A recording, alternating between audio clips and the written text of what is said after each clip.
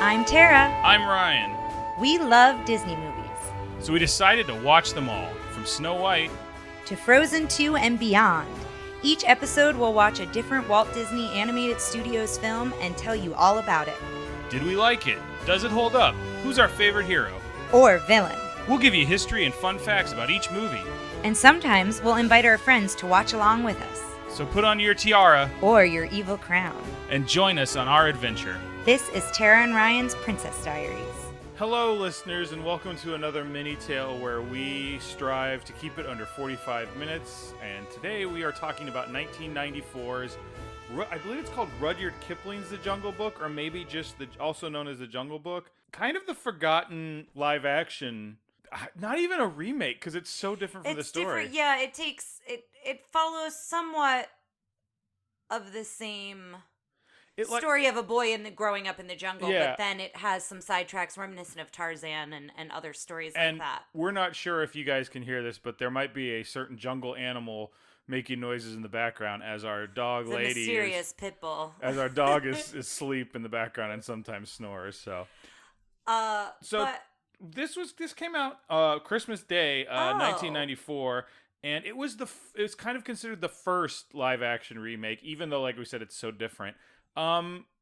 It's not available right now on Disney Plus. That's how kind of forgotten it is. We found it on HBO Max. If depending on when you're listening to us, there's a great Google Just Watch, and there's a great site you can go on, and it'll tell you where things are streaming. And if they're free or if they cost money. It costs money. Yeah. So let's start with Tara. You didn't feel like, I think as we watched it, you realized you might have seen this, and I'm thinking maybe you saw the trailer because I think I've seen it. You saw the whole thing? Okay. Because throughout the movie, there were certain scenes that I'm like, that's more than the trailer, right? Yeah. Than me just remembering like little clips. I think I did see it at some point. I didn't have strong memories of it until I started watching it, but I think I have seen it before. So the general idea here is it starts off with you kind of get a backstory of how Mowgli got lost in the jungle. Well, and also let's just talk about the slowest zoom in history with the opening credits. The opening credits is into the map of India. But it's not zooming in on a certain point. It's like I imagine someone came up with that scene and then went, "Oh, these credits are way longer than we thought they were going to be." Yeah, and we need the time, or we need a visual like for the amount of credits. But yeah. I just wanted to mention that. But as Ryan said, we find out that Mowgli, as a boy, befriends a girl named Kitty. They've both lost their mothers as children, and they're both on this expedition. Well, I just want to quickly do the plot, and then we'll go back and hit our favorite parts. So he pretty much gets lost. The idea is it goes a few years later, and he finds some treasure and finds Kitty again when he's grown up.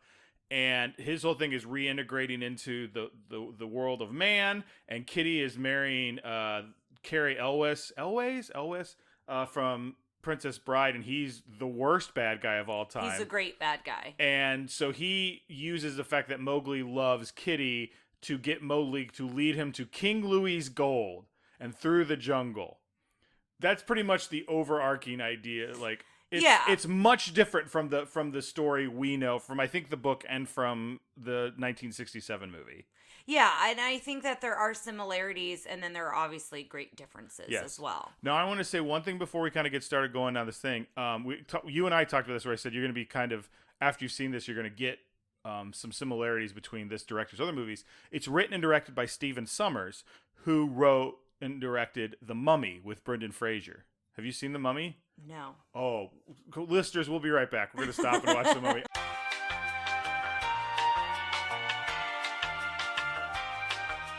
I've never seen it, but it makes sense that it's that. I know the premise of The Mummy, so it makes sense it's the same director. You would love it because it's very like... I also love Brendan Fraser. It's kind of in between the movie we just saw and Indiana Jones. And it's very funny and it's very action-packed.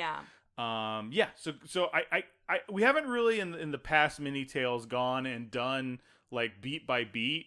Well, and I didn't do beat by beat. I just wrote some specific things that I think mirrored the story or were different than the story. And I wrote a lot about the beginning because it was so different from the beginning of the story. And so that's what I wanted to write about being on this expedition is it's imperialism Yes, it's England. It's British controlled India. Yeah. And it's interesting because there's a lot of stuff in here, whereas we talked a little bit about this with Marjorie on that one, where Rudyard Kipling has been criticized because the story of the Jungle Book is so pro-imperialism, pro-British imperialism.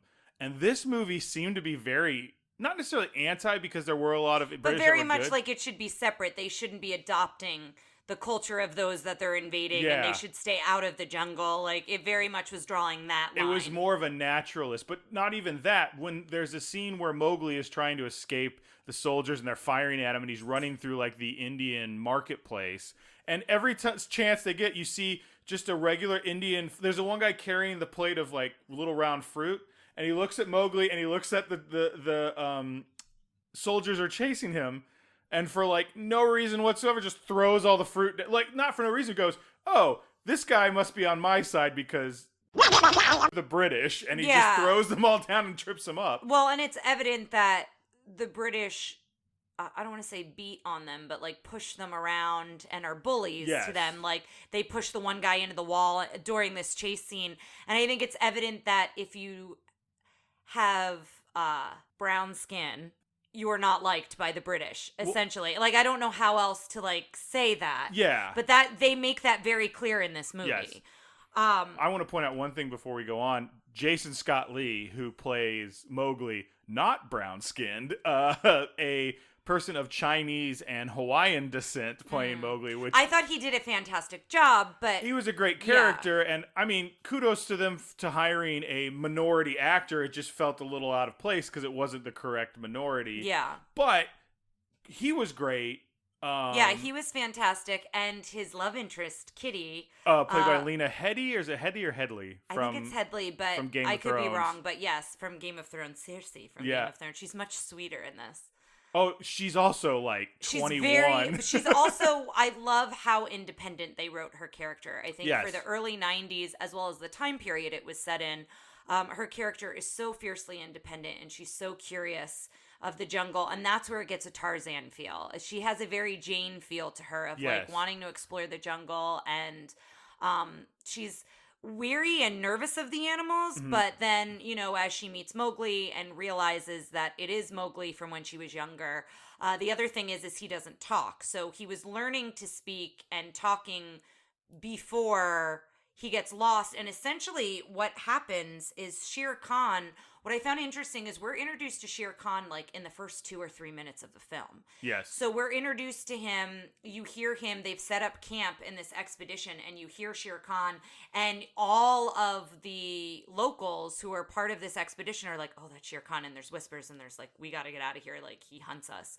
And he attacks the camp, he attacks some of the people at the camp, and what happens is Mowgli is on this cart that gets set on fire, and the horses go crazy, and so they go off into the jungle. They go off to the jungle with a very bad mannequin of Mowgli. And so that's how Mowgli gets lost in the forest. He has a wolf cub with him, so that's the throwback to the wolf cubs. He has one with him who's kind of like his pet, and they don't really ever explain like I think where he got that wolf pet. No, they don't explain where he got the wolf pet, but I think that it's a connection to when he gets lost in the jungle and Bagheera kind of finds him and guides him to the wolf pack. The wolf pack, I think associate with him more than they would normally because he has the wolf cub who trusts him. And I also think maybe that's a key into the audience that like it's not just like all of a sudden the animals are like whatever. It's like this kid has maybe before he becomes Mowgli, he's still got like a connection to animals. Like he's very kind to animals. They do that. I wrote that here, that Mowgli is able to calm the animals because he calms the elephant. Remember when the elephants are going a little stir crazy? He's able to calm the elephants. And so we see that like he's got this gentle touch. He's kind of like an animal whisperer a little bit. Another thing I want to jump in with real quick is Shere Khan is like, I think you were about to say this, is an established thing when he's a kid and when he's older. So Shere Khan like grows up with like is this old animal, and Bagheera seems like an adult and just stays an adult. Yeah, but Baloo is a cub. Baloo is small. The wolf cub then grows up to be an actual wolf. So it is kind of cool that a lot of the animals grow with Mowgli, and I think that's a neat thing because we don't see him very long as a young boy in the jungle. We see a couple scenes with him, the wolf cub scene, him with Bagheera and Baloo. He helps Baloo. Baloo's head is stuck in a tree stump, and he helps like Baloo out of it when he's a bear cub. So that's a cool bit. The other thing that I find interesting is we were talking about how like we don't see Shere Khan in the animated version till almost the end.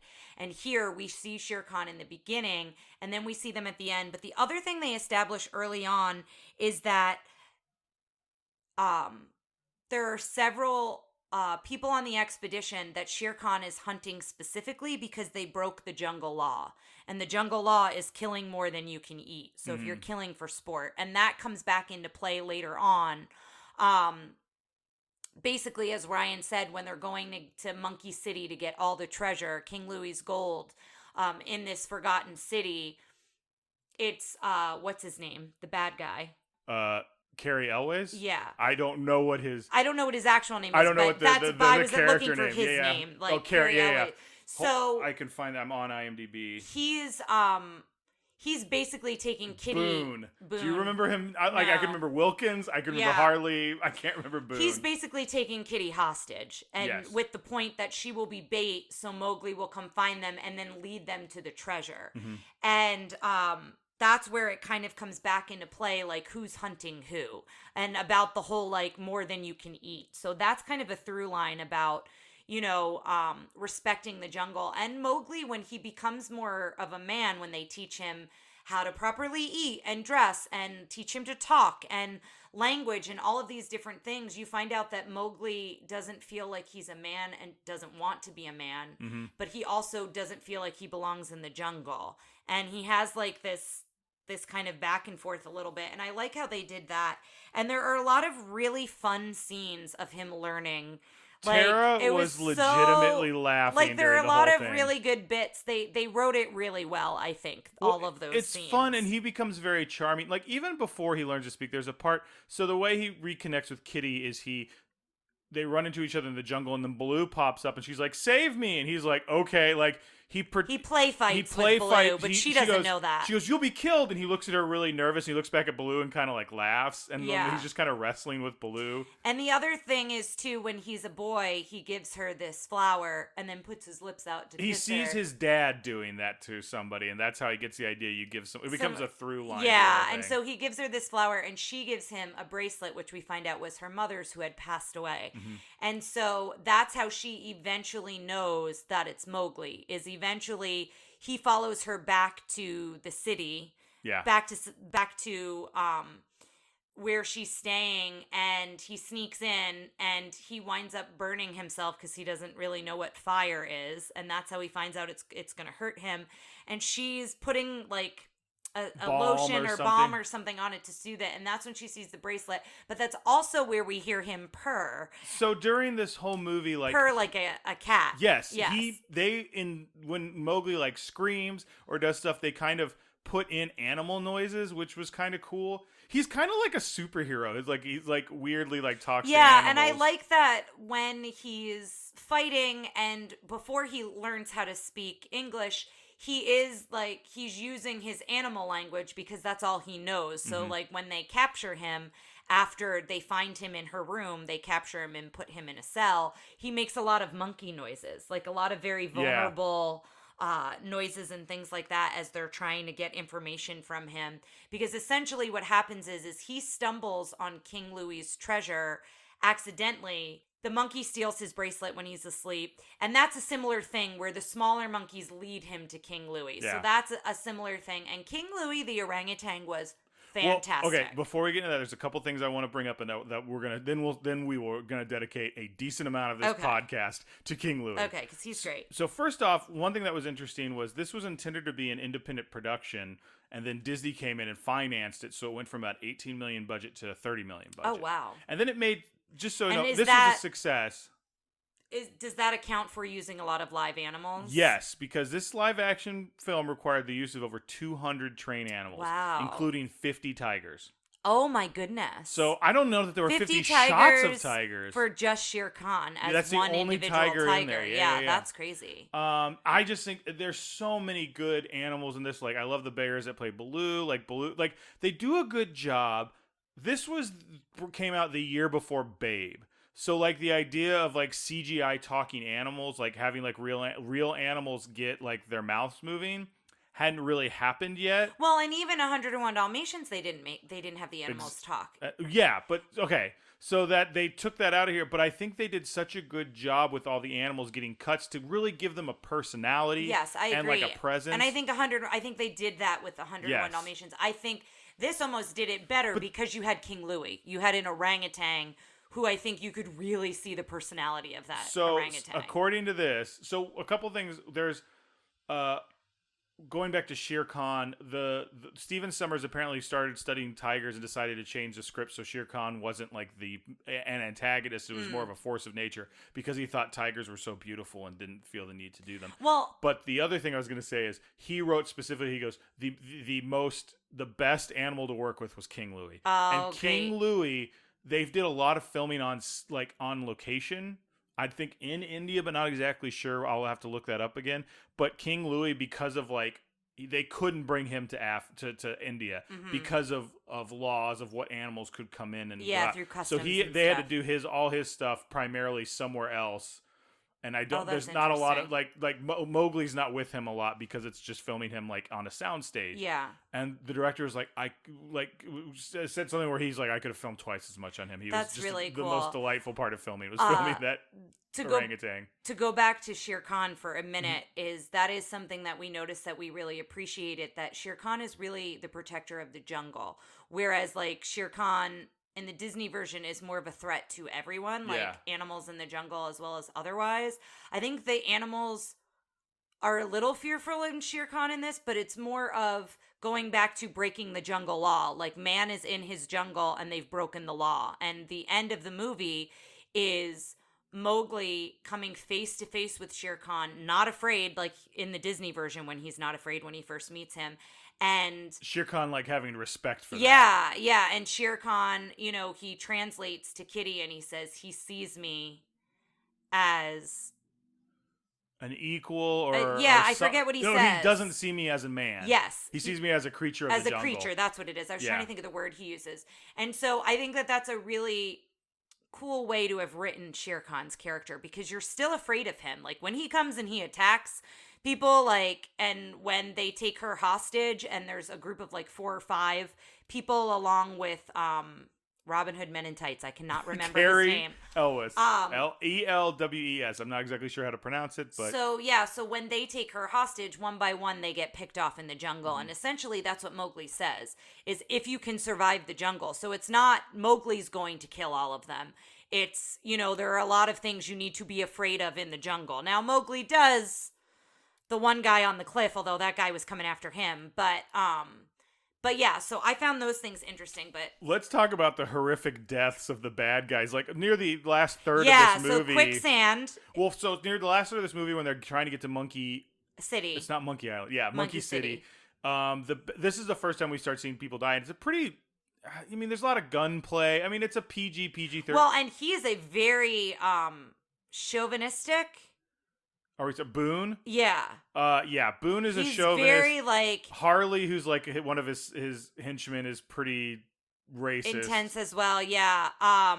But they're all bad guys, but what I'm saying is this movie isn't super gory or violent. No, that's probably the worst up to this point, up to when they start dying in the jungle. The only person who dies before then is Mowgli's dad, I think.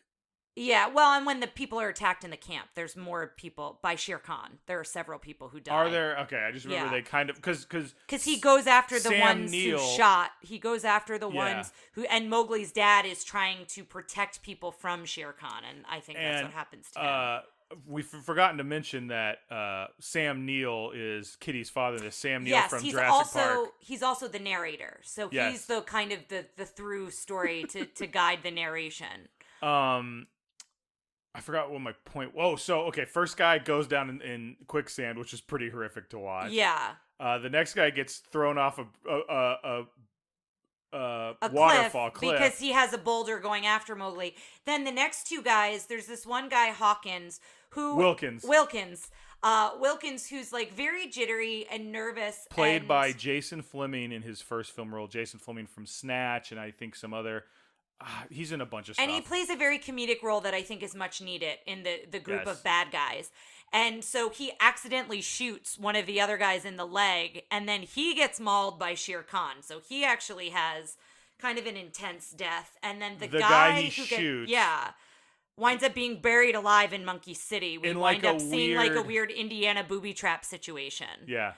Indiana Jones, not the state of Indiana. Yes. Indiana, of course, known for its heavy booby traps, but we won't go into that right now. So to circle back to King Louis, when Mowgli first enters Monkey City, he follows the monkeys, gets the bracelet, he goes down this well, and Mowgli doesn't even think about it. He just jumps to follow the monkey, and he goes into this water. And then we were wondering, can orangutans swim? Because he follows King Louis. Did you look that up? I looked it up. Good for you. So there's conflicting answers, of course, because it's the internet. But one thing that comes up is 2 biologists reporting in the American Journal of Physical Anthropology say that they've documented for the first time the swimming and diving behavior in apes. Diving? Yeah, Cooper the chimp was raised by humans and had learned to swim. Then there's another one that says... for many years, zoos have used water moats to confine chimpanzees, gorillas, or orangutans. When apes ventured into deep water, they often drowned, which is really sad to think about. That's how they found that out. Nope, go back. Yeah, so some argued that this indicated a definitive difference between humans and apes. Then they write, people enjoy the water and are able to learn to swim, while apes prefer to stay on dry land. I mean, I think you kind of explained that in the last sentence. I don't think you needed to write that. Yeah. That's from Science Daily. So then there's videos of apes swimming and orangutans can swim. So I think they can swim. I don't know if humans taught them how to swim or if they swim in the jungle in natural habitat. I mean, you don't see Louis actually swimming. You just see he like jumps in a well and then Mowgli falls. And he's in the water, I think, for a minute. Yeah. And then out of it. So that could have maybe not actually been the orangutan. But have we talked about how this movie explains the origins of the name King Louis? No, I guess we could get there. I was going to go into Ka and Ka's and kind of tell that part of the story. And then do you want to tell King Louis's origin? Yeah. The name. So, yeah, he's not referring to King Louis at this point. So he also can't talk at this point. Well, so we'll just do it real quick. There's a scene later where he's with Kitty and they look at a picture of King Louis of France and he's got a crown on because King Louis in this one is always wearing this crown, which looks fantastic. It's a great addition to this character. Yeah. And he goes... And Mowgli goes, who's that? He goes, oh, that's King Louis. And he goes, I know who took his hat. I know who took his hat. Yeah, tell him I know who took his hat. And she kind of just like, yeah, okay. And so that's when he starts referring to the monkey as King Louis. He refers to him as King Louis when they've captured her and they're all back in there. But the first time he's in Monkey City... because he doesn't talk. He's talking to them with animal sounds. And King Louis kind of like holds this court where all these other monkeys and King Louis look down. And like whenever there's a battle... or a fight, they just kind of want to see like who's going to dominate. And it's like when Jabba puts someone in the Rancor pit. Yes, it is very similar. So, because it is kind of entertainment for the monkeys. So, all he wants back is the bracelet, and he gets distracted. Mowgli gets distracted and sees this jeweled knife. And so he sees it, and he pricks his finger. And so, again, it's him learning, oh, this is really sharp. Like, this can hurt me kind of a thing.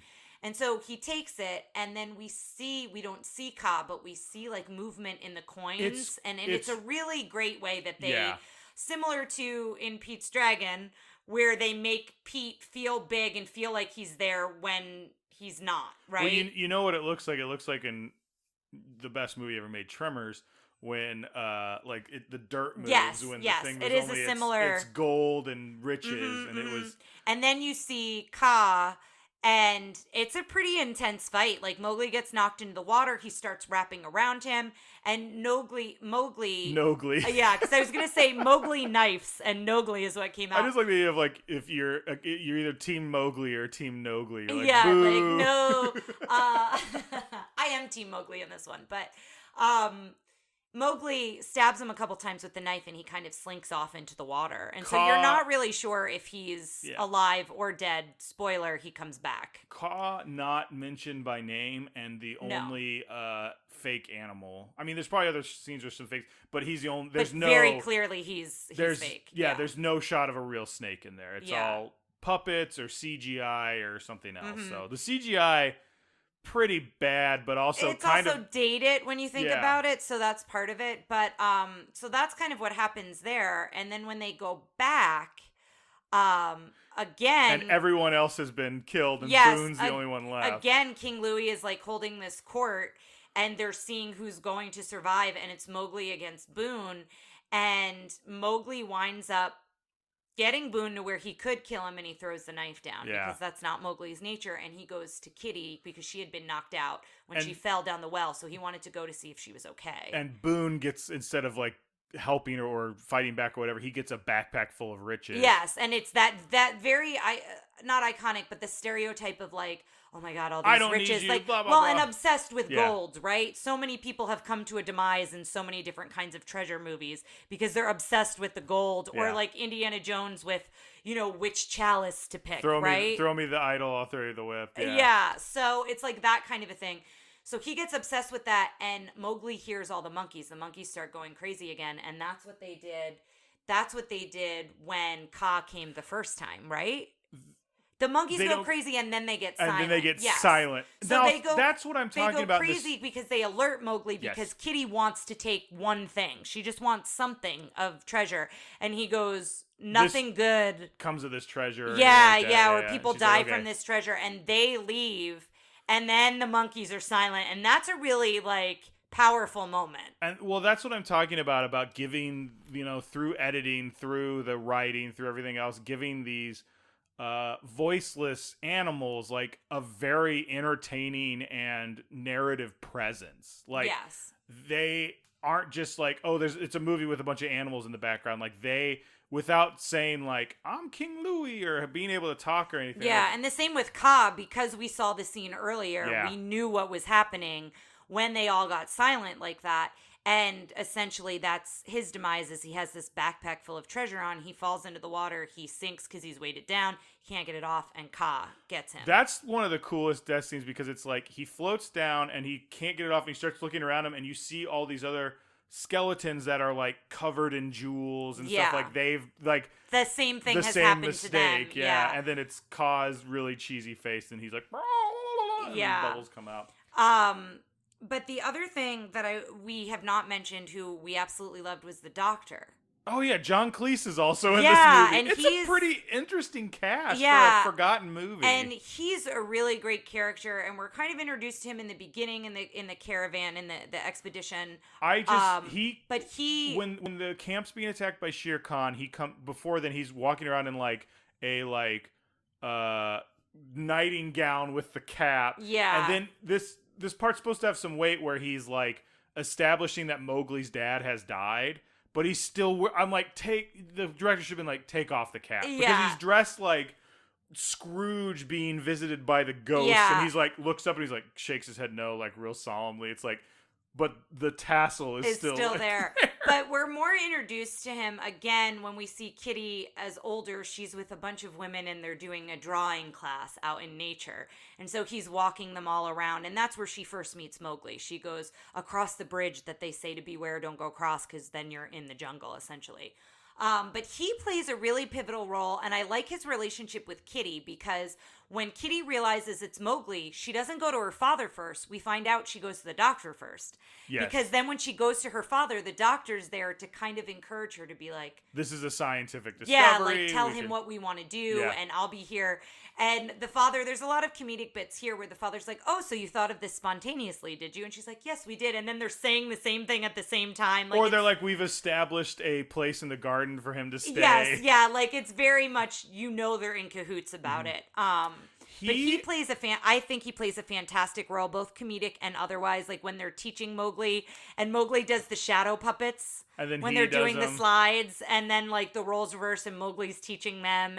There's a lot of good bits with the Doctor. I think some of that had to be John Cleese just kind of either writing something real quick or just kind of him coming up with it. Because I did like the bit where he's pointing at pictures and going like boat, and Mowgli's like boat, and he's like river. But he goes man, woman, woman. One man, two women. Lucky man. It's so stupid. And then there's something about a boat where he's like, oh, that's not a boat. That's the Queen Mary or whatever. Or Queen Victoria, whatever. Like, I think it was supposed to be the Queen. And that, John Cleese making fun of the royal family is a very Monty Python thing, so I'm sure he kind of came up with that on the day. But overall, what I would say is, I say go watch it. Like, if you're a fan of The Jungle Book, if you're a fan of Tarzan stories, if you like kind of the Indiana Jones, like, expedition type stuff, it has all of that in it.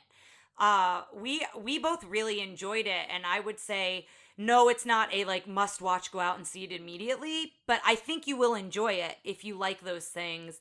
If you like The Jungle Book, I think it has a lot going for it. It's definitely PG in a lot of areas, but I don't think it's not like a hard PG. But I think kids need to be a little bit older before they watch it. Yeah, I mean, some of the death scenes are a little intense and scary. I'm sure I saw it young, but because I don't remember when I saw it, but I had moments of like flashbacks remember seeing it. But. So another little piece of trivia I want to throw in there, when they're back in the Monkey City, and all those fire effects go on, apparently that was awful to film because it was ridiculously hot in India that day. Well, and I was wondering if it all would light up the way it was also fire, so it was apparently like 137 in there at some points when they're filming. That's and they had awful. to like for the I think some of the ones and especially because they're out of the sun, so they would probably be excited that it would be cooler, and then it's not cooler because not at all. Yeah. The other thing I wrote here in my notes is that Boone has like a go away heat times 10 if you follow our villain rankings. Yeah. He is awful. I love the way they wrote him because you needed that kind of a character in this film, and I like that it wasn't an animal that we were disliking, that it was him, and I did really like that. Another bit I wanted to... This isn't a movie about subtlety, so... Yeah. I will say, like, I don't understand why Kitty liked him at all at any point, but that's... I think she didn't know any better, right? And I think then she meets Mowgli, who's a completely different type of man, right? Yeah. I think up to that point, she probably was only around men like that. So let's get a Tara Handsome ranking on Jason Scott Lee running around with his abs and his muscles out for most of the movie. Oh, Mowgli? Yeah. Yeah, he was pretty fit.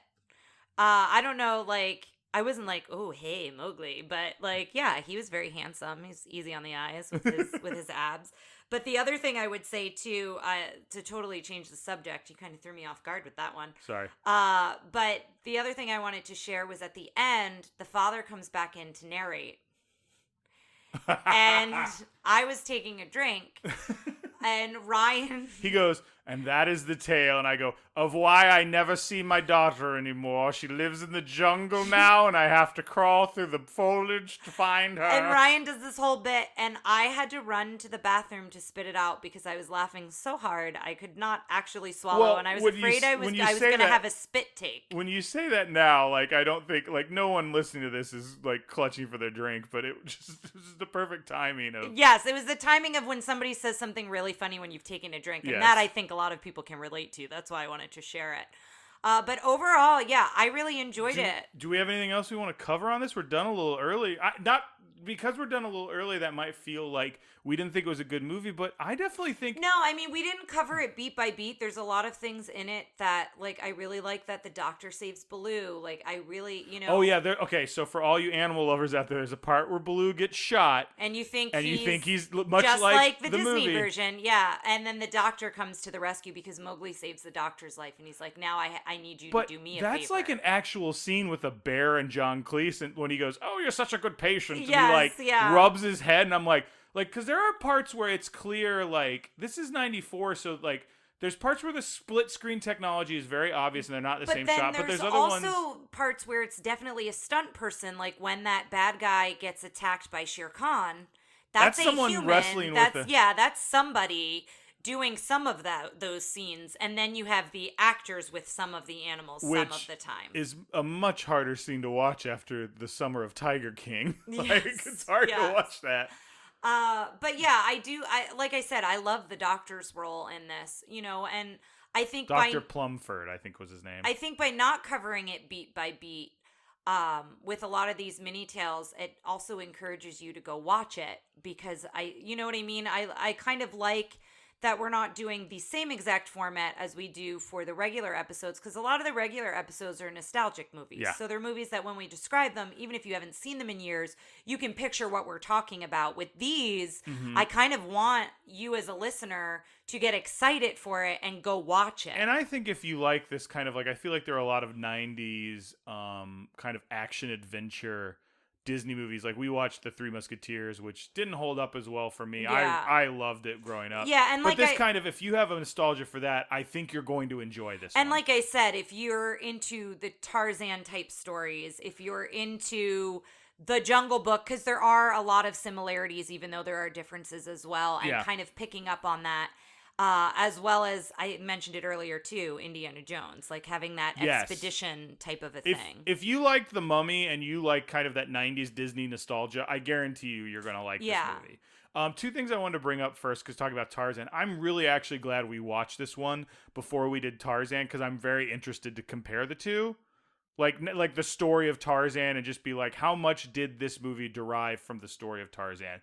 Yes, and I want to do research on when Tarzan was written and things like that as well. Tarzan was written, I believe, after the Tarzan the movie, or Tarzan the book? No, the actual story. It's the early 1900s, so I'm yeah, not sure. So that's why there might be some influences there in this film, and then when they do the animated version, it'll be interesting to look up that research. The other thing I want to talk about is that shot we really, really enjoyed, where there's this whole scene where the bad guys are dragging Kitty through the jungle, and Mowgli has escaped, but he's like still kind of watching them. Kind of like a Bagheera a little bit. Yeah. He has that feel of like he's watching them as they're making their way through the jungle. Or are you talking about the elephant scene? Yeah, and he's on he's on an elephant. He's like laying on his stomach, lounging on the elephant, and just like eating a banana. And it's showing all the bad guys like, oh, I hate the jungle. Cutting through the and brush. He's just like do, and that was, I think, the most cartoony Mowgli like scene of like. And it's also he's listening, so he can hear where they are because they're like huffing and puffing. But I just mean more of like the whole thing of the cartoon is Mowgli, especially when he's with Baloo and they're doing the bare necessities, and it's just this he's relaxing going through the jungle. It's not like he's like, the jungle is harsh and dangerous. And he's not like as stealth as this one is. Yeah. So just watch for that shot. And yeah, it's a good one. I think we're good. I think we did it. I think so too, we went pretty fast. Yeah, like we said, guys, HBO Max, check it out. Worth a watch. And thanks for hanging with us. Yeah, we'll see you soon. Thanks for listening to Tara and Ryan's Princess Diaries. If you want to tell us your favorite Disney villain and why it's guest on, send us an email at trprincessdiaries@gmail.com. Or you can send a tweet about how great Maleficent is to @TRPDiaries. Check out our Facebook group by searching for Tara and Ryan's Princess Diaries. Tara and Ryan's Princess Diaries are available on iTunes, Stitcher, Spotify, Overcast, and many more. Wherever you hear us, please be our knight in shining armor and give us a 5-star review. Thanks again, and until next time, remember to always live happily ever after.